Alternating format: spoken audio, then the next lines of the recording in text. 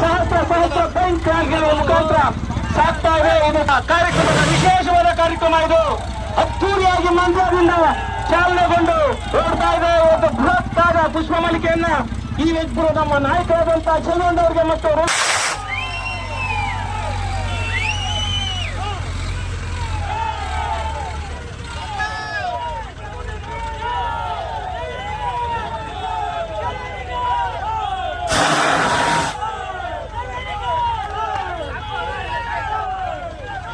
ಗಾಡಿಯಿಂದ ಹಿಂದೆ ತಗೊಂಡ್ಬಿಡಿ. ಟ್ರೈನಿಂದ ತಗೊಂಡ್ಬಿಡಿ.